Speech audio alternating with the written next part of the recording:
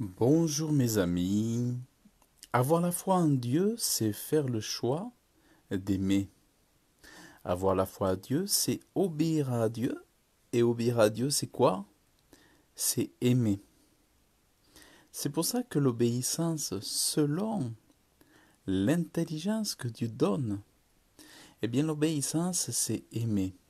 Et dans ces circonstances, eh bien l'obéissance est une chose sans contrainte, puisque l'amour, qui n'a pas envie de vivre que d'amour et que d'aimer son Dieu et d'aimer son... La soumission, l'obéissance à Dieu, c'est aimer son Dieu, c'est aimer son prochain. Il est écrit dans la Bible, bienheureux sont ceux qui sont intègres dans leur voie, qui marchent en la loi de l'Éternel. Bienheureux sont ceux qui gardent ses témoignages et qui le cherchent de tout leur cœur, qui aussi ne font point d'iniquité et qui marchent dans ses voies. Tu as donné tes commandements afin qu'on les garde soigneusement. Qu'il te plaise, ô Dieu, que mes voies soient bien dressées pour garder tes statuts. Je ne rougirai point de honte quand je regarderai à tous tes commandements, et je te célébrerai avec droiture de cœur quand j'aurai appris les ordonnances de ta justice. Je veux garder tes statuts, ne me délaisse point entièrement. Ici, dans ce que je viens de vous lire, c'est l'introduction du plus long psaume de la Bible. Il y a pas mal de psaumes dans la Bible, il y en a de nombreux, mais celui-là, c'est le plus long. Et c'est le psaume qui montre une relation d'amour entre l'homme, la femme, qui aime Dieu et qui aime la parole de Dieu de tout son cœur. C'est cet amour entre l'homme et son Créateur. Et comment l'homme est rattaché à Dieu, c'est par le biais des Écritures et de sa parole. Et Dieu fait que dans le cœur de l'homme jaillisse un amour. Dieu fait qu'il jaillisse dans le cœur des hommes un amour surabondant qui dépasse toute compréhension pour les Écritures divines inspirées par l'Esprit de Dieu qui est dans la Bible.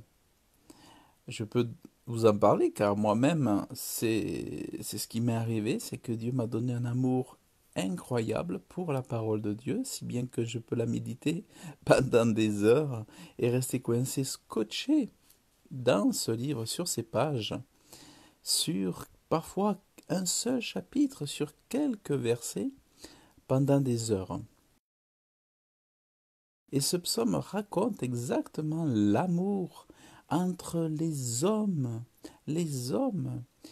et leur Créateur. Comment ces hommes sont touchés, passionnés par les paroles de Dieu qui ont été transformées, écrites, posées sur le dur, indélébile, je dirais, sur ce livre. Donc, c'est cette relation. c'est cette relation d'amour qui est manifestée dans ce livre et tout particulièrement dans ce psaume 119, dont le premier mot est bienheureux. Bienheureux quoi? Bienheureux si tu aimes ton Dieu, bienheureux si tu aimes sa parole, bienheureux si tu aimes tout ce qui t'enseigne. Bienheureux, tu seras en paix dans ton cœur, dans ton âme, tu seras heureux en toi. Parce que le bonheur, ne faut pas le chercher au dehors. Le bonheur doit se trouver, doit être créé en toi par le royaume de Dieu qui vient habiter en toi.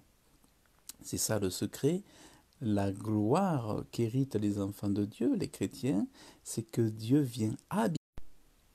La gloire des enfants de Dieu, c'est que Dieu vient habiter au-dedans de nous, pour que même s'il y a les orages, les tempêtes, les pleurs, les disputes, la corruption, la malhonnêteté, malgré tout cela, que nous, au-dedans de nous, nous puissions vivre, je dirais presque un paradis au-dedans de nous par notre communion avec Dieu, avec Jésus-Christ, avec le Saint-Esprit, parce que Dieu vient par son Esprit habiter en nous. Et chaque jour, il nous console, il nous fait du bien par sa parole et nous rappelle la passion entre l'homme, la femme de Dieu, et ses écritures, et sa parole donnée aux hommes, et ses enseignements qui sont pour tous les jours. Voilà donc, bienheureux tous ceux, toutes celles qui aimeront Dieu et aimeront son prochain, parce que c'est ça. L'obéissance, c'est parce que c'est ça.